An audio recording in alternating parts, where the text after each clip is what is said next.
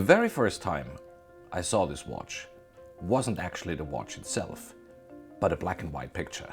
Back then I was a student, totally in love with watches, and most of my savings went into watch books. One of the books was this wonderful tome here. Hidden amongst these hundreds of watches was this tiny little photo with just a number and the date, 1936. I saw that picture and said, what is this? I've never seen anything like it. Why was it so amazing? Because this is a timepiece from the mid-30s, and it's a barrel-shaped watch. A tonal watch with the retrograde date and a minute repeater placed on the right side of the case. And for me, it was just the most beautiful thing I had seen. I spent 25 years dreaming of the watch until the day we figured out where it was. To me personally, it is one of the most important wristwatches in the world. You have a watch that in the 1930s was a novelty. There was no other retrograde calendar wristwatch with minute repeating in a tonneau case with a winder at 12 o'clock. So it was revolutionary. It took 4 years to kind of track down the whereabouts of the watch. All my fears that it would be over-polished, repaired, there would be soldering marks, the dial would have been poorly restored, all this was gone in a split second. Pratiquement tout de suite, quand j'ai vu le côté mouvement, donc côté répétition, avec les ponts séparés, je me suis dit, ça c'est valet du jour. The exceptional watch, and it's an incredible find. The first impression, finally I seen a real watch in my hand. I like the compact size, the well-balanced dial. I like the quality of the case. I think the case is never touched, never polished. On one hand, we're excited, but on the other hand, suddenly felt a burden on our back. The burden of what is the right thing to do for this watch.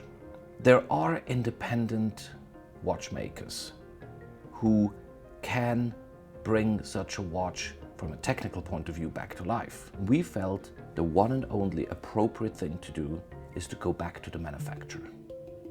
When Phillips transmitted us the watch, we were surprised to see that the dial was different, in the sense that the dial on the watch was featuring radium numerals.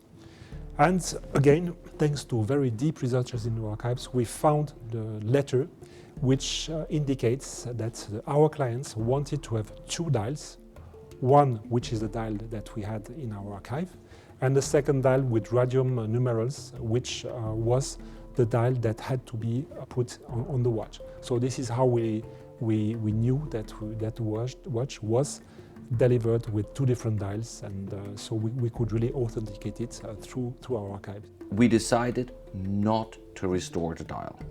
We didn't want to touch this original work of art, but instead, after quite some discussing internally with the family and with Vacheron Constantin, we opted to make a new, absolute, faithful, one-to-one copy of the original dial. I think we did the one and only right thing the watch would deserve.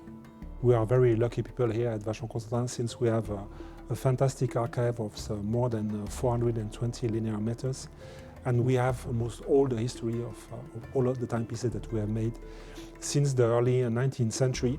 And we went to our archives and we started to do in-depth research about the story of that timepiece. And this is just an amazing story. We can say really that it was a made-to-measure, a custom-made timepiece, since we have all the history of this timepiece, and we have discovered that there has been a lot of interactions between our client, our retailer in Madrid, and Vacheron Constantin, with many different changes. At the moment of the story, our client decided to keep it as a minute repeater without any additional information, but the final decision was to make a minute repeater with that very particular calendar which is on the watch face. We have the original sketches of the client, of what he wanted. We have the letters from Vacheron and the client. It's just amazing. It felt like being in Vacheron's offices in 1935-36, discussing with the client and creating a unique complicated masterpiece. Quand on regarde sous le cadran au niveau de la répétition, la façon dont les pièces sont faites, c'est pas un système simplifié, donc c'est vraiment comme on dit, de la vraie répétition avec des aciers bien faits, aussi des belles formes, l'esthétique est importante.